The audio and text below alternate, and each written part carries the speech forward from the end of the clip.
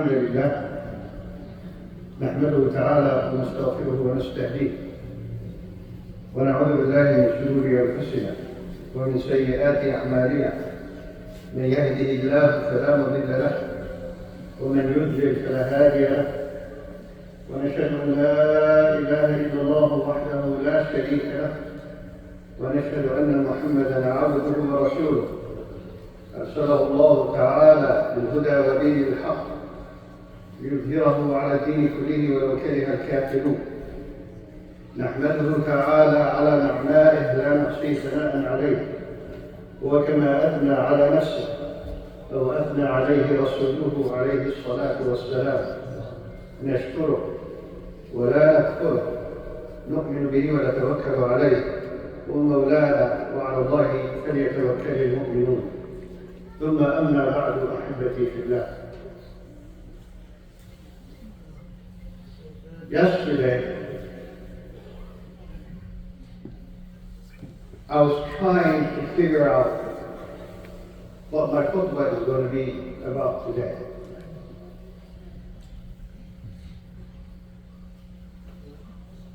And as always, it's all about you. What would the topic be that will serve the community's needs until we meet again the following week? But I ended up choosing a general topic. And that's because we have a special guest today. Actually, we were privileged to have two guests today. We have our own mayor, Mayor Victoria, and our next door neighbor, our own Chief Abdul. The blessings have never stopped for our community. At times, I wonder the success that we have, the growth that we feel. Is it really a reflection of what we are doing? Or is it just a gift and a blessing from Allah subhanahu wa ta'ala? And I won't lie. Nothing that we do is worthy for how fortunate we are. On a daily basis, as individuals, and more importantly as a community and society. We live where our foundation and the basics of our necessities are preserved and protected. Especially if we look around the world, not necessarily the case. For much suffering happens.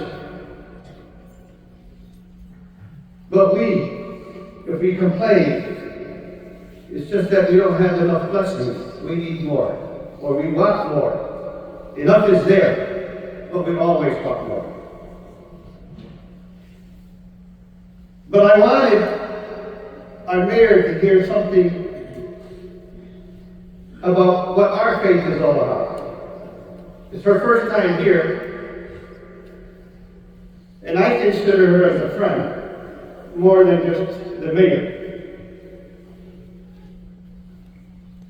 First time I met her, I didn't know she was a mayor until after we met. Her first interaction with me was to call to prayer. And we're still at that channel every time we meet, where we call each other to prayer. But I don't think she has been served well to know what Islam is all about. So this khutbah is dedicated for the mayor and for the chief that is with us today. And I'll summarize what Islam is all about into protecting 5 objectives in life. We call them maqasid al-sharia, the objective of what our laws are in Islam. No nation, no society can survive without preserving these 5 elements of life, 5 necessities of existence, and I think they are universal. Even though I'm saying this is what Islam calls for, but I can be assured that they're universal amongst all denominations of faith. Now, at some point in history, humans deviated away from it and in fact, did harm to it. But they're still there. That first necessity, that first foundation of existence on earth is the preservation of faith in religion. Humanity needs the right to believe in what it believes in. To feel that you are entitled to surrender your soul to the one that you feel will preserve and protect you and serve you and bless you. And we as Muslims, we surrender ourselves to the will of our Lord, Allah subhanahu wa ta'ala. Our life is governed by what the Quran and the sayings and life of the prophets and the prophets before him have blessed us with. Everything about us circulates around our faith.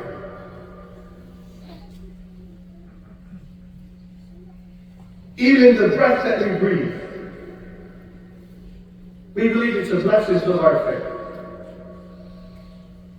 And every human being has that right to their faith and to be protected and preserved. And anyone that threatens my faith or my right to my faith, I would have the right to protect my faith for myself. Hifdud. And I think this is universal. Every human being has something they look up to. We call it faith, someone else might call it something else. The second necessity that Islam emphasizes on and fights for and protects is the right to life. No human being should lose their life without a just cause. Everyone should feel safe in their homes, in their neighborhoods, and at their work, and anywhere that they settle or go to. Any threat to our safety is a threat to humanity.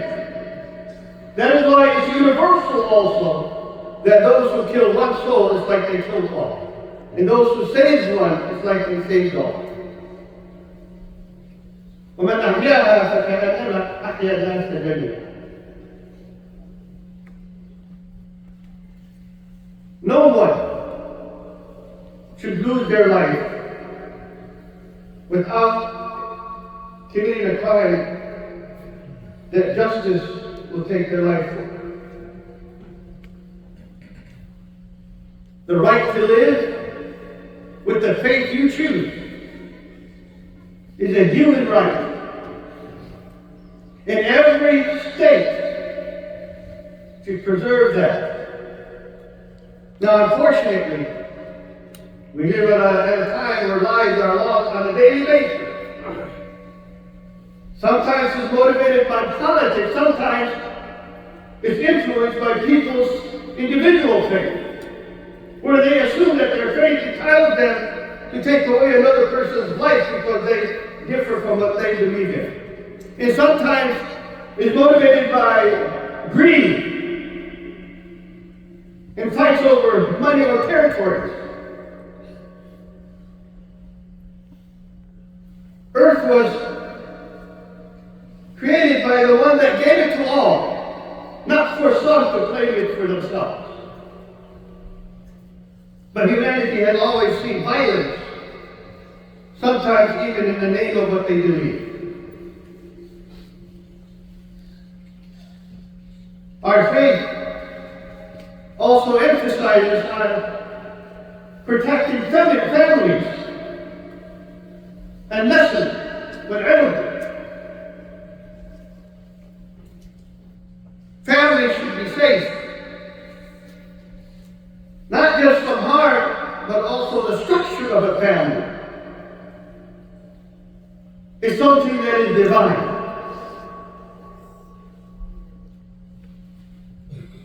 In today's world, families are in danger. Even the nature of what a family is in danger. But people are entitled to live in their household as a family in what they see themselves to. I have the right to protect my children, my spouse, my kinship. That's why within our faith, premarital sex is forbidden. Adultery is forbidden. Because the only way to protect the family is to commit to one and to accept that they're committed to you. The family structure of respect between the parents and the children is a necessity in our faith. In our faith, if a child just shows frustration to their parents, it shows a lack of faith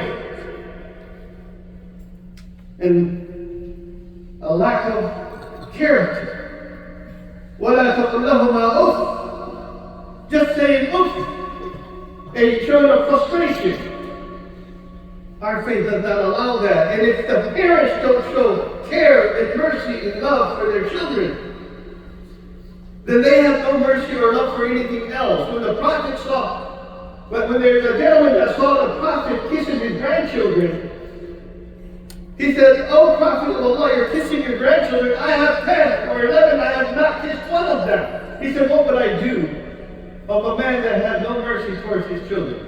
I don't need a man that kind." Family is the pillar of the society. And the role of the state is to preserve the family and allow the family to structure itself based on its faith, based on its beliefs. The beauty of a society that embraces freedom, that it does not intrude into my household to govern how my family should live. And I do not intrude in other people's lives and how their family should live. Our faith preserves our minds in way of thinking. That's number 4. I am entitled to protect my way of thought. And the beauty of the United States is that you have the freedom of speech. That reflects the way you think. No power should pressure me to think one way or another, or poison my ability to have my thoughts. That's why within our faith, alcohol is forbidden and drugs are not allowed. Because they take away that power of mine, what made me special as human, what made Adam different from the rest of the angels, even though the prayer of the angels might have been stronger than the prayer of Adam. But Adam had the privilege to have the angels bow for him because of his ability of knowledge and way of thinking. وَعَلَّمَ آدَمَ الْأَسْمَاءَ كُلَّهَا. His knowledge of the nature of every existence that life within the angels, they were ordered to bow for Adam alayhi salam. Human beings were distinguished by their intellect. And to strip a person from their intellect is stripping them from humanity. And Islam does not tolerate that. Then finally, Islam preserves the rights of property and ownership. What you work hard for is yours. And it should be protected. And you should have the right to spend it the way that you feel that you want to spend it, as long as you don't harm others by doing so. The right of ownership is a dignity for humanity. Humanity should not be, a person should not be feeling he has to reach his hand for others to offer them the generosity or giving. Every one of us should be free and feel free to own something, to work for it. And the state should offer those opportunities for every individual equally, so they can be dignified. And no one elite so-called individual suppresses those who are less fortunate. But every one of us, with what we own, should feel privileged by the blessings and offerings of Allah subhanahu wa ta'ala.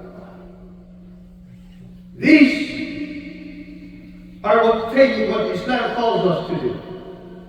Whether you are an individual or in power or have the power to protect these rights. And if any injustice or imbalance happens to these 5 foundations of life in existence, then we have a world like we see today. Innocent souls being killed, women and children being slaughtered, countries try to dominate another, dictators strip away the rights of speech and ownership. It's a world of chaos unless we surrender to these basics that we all need. It's not rocket science to know that humanity individually need to be dignified, and collectively you need to be unified. That, in a summary, is what faith is. The rest of Islam is rituals that we take seriously. We appreciate our Lord by praying 5 times a day. We show gratitude by giving offerings to those who are in need. So we dedicate some of our earnings and wealth as offerings and zakat to the poor and needy. We show solidarity to the strugglings of those who are struggling by fasting. And depriving ourselves from food from dawn to sunset, 29, 30 days of each year. We do that so we can feel each other. We can sense each other. And we are willing to relive the lives of the best of families, the family of Abraham, by doing pilgrimage so we can embrace the principles of family and the actions of Abraham and his family into our own. We believe in the Lord that loves all and asks all to worship Him. Not in ignorance, but He revealed to us scriptures and books to read and study and learn and follow. Sent prophets and messengers for them to be our idols and examples in life and for them to lead, and we follow. He shined the world with angels so we can take from that light into our own life and live an angelic life of perfection to our best. And we understand through all of that nothing can happen without His will. Every iota of what happens in life, it is He, our Lord, that puts us in that place for what He sees best. And then at the end of the day, we'll all stand in front of Him. There is no judge in this world that judges between you and I who is right and who is wrong. But one day we'll all stand. And Allah Ta'ala will judge amongst His creation of what's right and what's wrong, and He'll have His mercy shower on those who He loves. And all those who are sinners will still have the hope of His mercy. أقول ما تسمعون وأستغفر الله لكم فاستغفروه إنه هو الغفور الرحيم.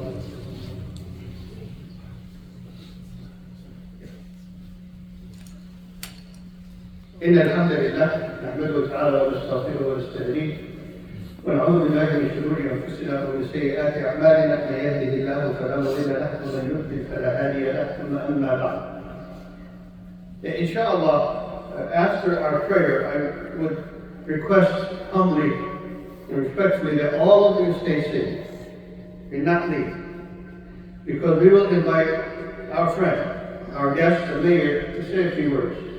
She's not here for a political moment. In fact, she has 22 some months in her term, and so she's not here to galvanize you to vote for her, even though we galvanize you all the time to vote. For that's your civic rights.